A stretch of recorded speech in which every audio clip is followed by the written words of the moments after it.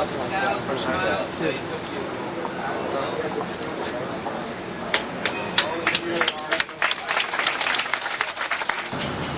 spirit, I know. We need to put our stuff inside. Against all odds.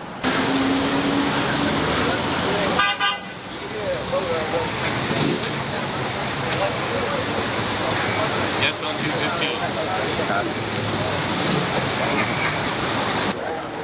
Hey, how about a picture of your sign? Could I ask you for a comment on this development of the bust of the Cannabis Buyers Club? Does it affect you at all? It affects me completely because I'm a leukemia patient. Uh-huh. And this is the only way I can eat. I've lost a lot of weight, and it helps me with my appetite. Doctors have recommended Marinol. It's very expensive. Uh-huh. And with the marijuana... Is it as effective as marijuana? Or marijuana? It's not as effective. It's not. Okay. The doctors, they recommend, okay, for pain, morphine. I'm like, why don't you just give me marijuana for pain or something? Or go, no, morphine. Morphine will be fine. For like pains that you get after chemotherapy. I've spoken to a lot of like cancer patients, like support groups, and they have problems eating, and I always recommend it. You know, have you tried marijuana? You know, it really helped me because I went down to 95 pounds. So it really helps, and I recommend it to them. And that brings your strength back, your ability for your natural body to fight the... 5 to 10 pounds now. Let's see, in my case, I was sick for about a year and a half with rheumatoid fibromyalgia. It's a real complicated rheumatoid illness that has me floored. And I take a lot of medication. When I don't smoke the marijuana, I'm very stiff. My body's really stiff. And I still function, and I end up taking more Darvon, which is a prescription narcotic painkiller, and it makes me itch. And I also take Soma, which is supposed to do the same thing that marijuana does, basically a muscle relaxant.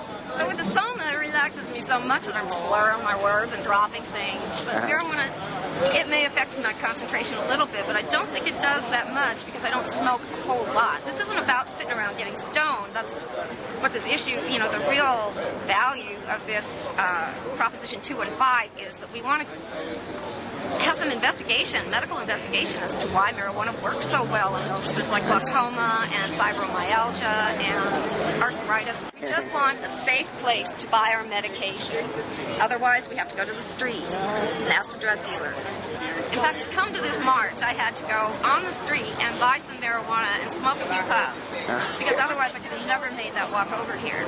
Like, for instance, I have emphysema and asthma, and my grandparents was told about take a little bowl and let me inhale it so I can breathe at night.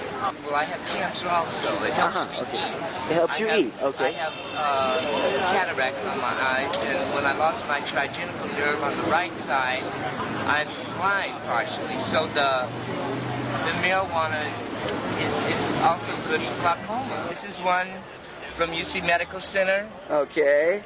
This is also another one from Continuous, showing the diagnosis is AIDS. Everything has to be signed by a doctor to get into these places to show that you are ill.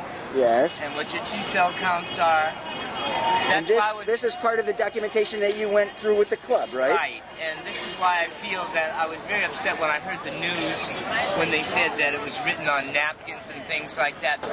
I volunteered to prepare food for the people at the club.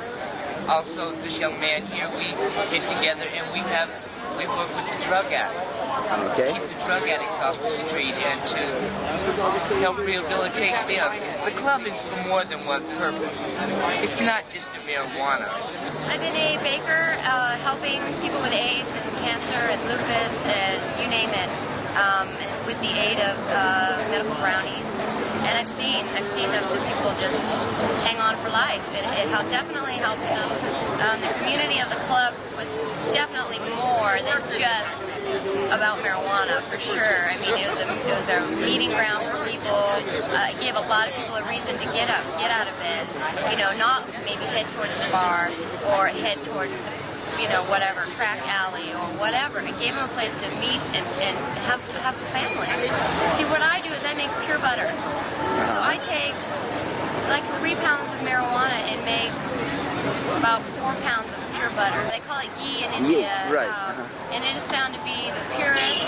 It helps people that have digestive system rather than just the ground up. And then you use that as what, an ingredient in baking other like condiments like cookies or brownies? And whatever baked goods that you are making, you just substitute real butter for the ghee butter. For the ghee butter, Yep. I see. So you And make it's, ghee butter. Yep.